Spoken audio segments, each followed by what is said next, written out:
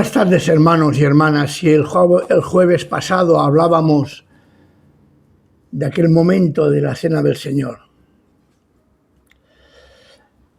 El Sábado Santo es el nombre que se le da al día que hay entre Viernes Santo y Domingo de Resurrección.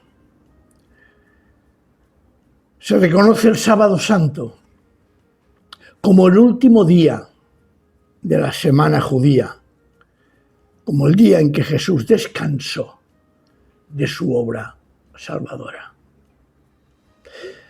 Al morir Jesús gritó: consumado es. Ya no había que hacer nada más.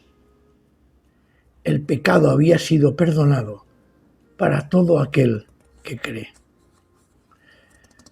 Después de su crucifixión, Jesús fue puesto en una tumba cercana y su cuerpo permaneció allí todo el Sábado Santo, todo el Sabbat judío.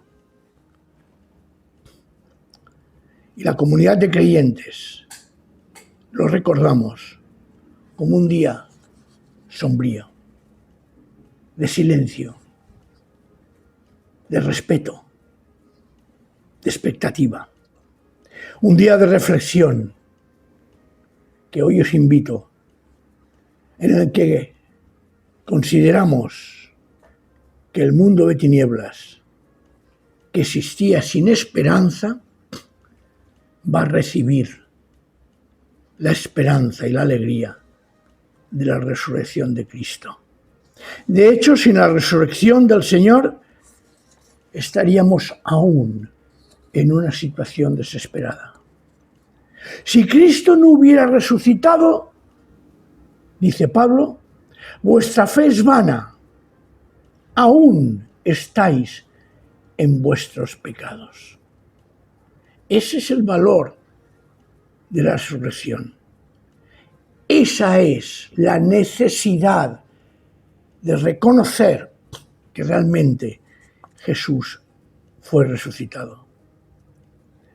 Los discípulos se habían dispersado cuando el Señor fue arrestado y pasaron aquel Sabbat escondidos por miedo a ser apresado, aunque realmente en Sabbat ni siquiera se hubieran molestado en ir a buscarlos. Era día de reposo, pero el miedo era tremendo.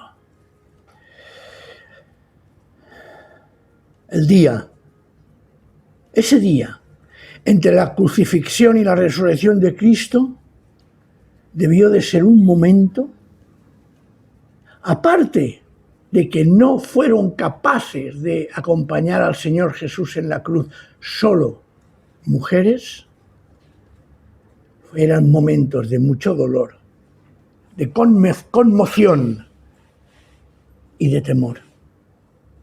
Los discípulos trataban de comprender cómo aquel maestro, poderoso en obras, poderoso en palabras, admirado por el pueblo, que había levantado esas expectativas mesiánicas tan esperadas por el pueblo, había muerto en una muerte reservada solo a los delincuentes. Jesús no era un delincuente, pero lo tratan como delincuente.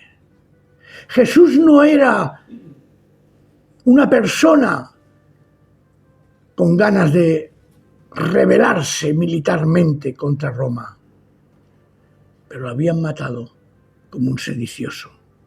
No. Aquello era incomprensible para ellos.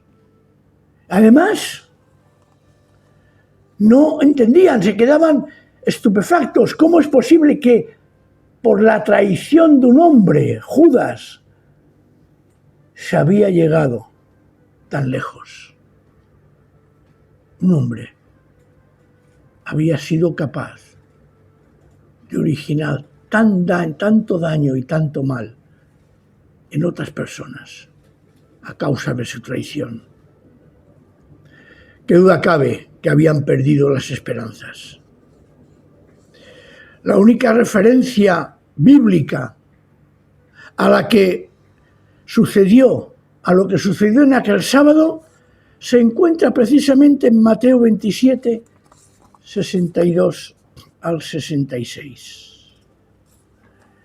Y dice así: al otro día de la muerte y entierro de Jesús, que era el día siguiente a la Persebe. Persebe es una palabra que significa la preparación. Reunidos los principales de los sacerdotes y los fariseos ante Pilato, le dijeron: Señor Pilato, recordamos que ese impostor, cuando estaba vivo, dijo: después de 3 días resucitaré. Esta visita fue el sábado. Curioso, ya que los judíos consideraban que el día comenzaba a ponerse el sol. Esa era la señal de que se iniciaba el sábado. Y resulta que le piden a Pilato una guardia para guardar la tumba de Jesús. No se fiaban. Pensaban que los discípulos no conocían ni sabían lo que estaba pasando.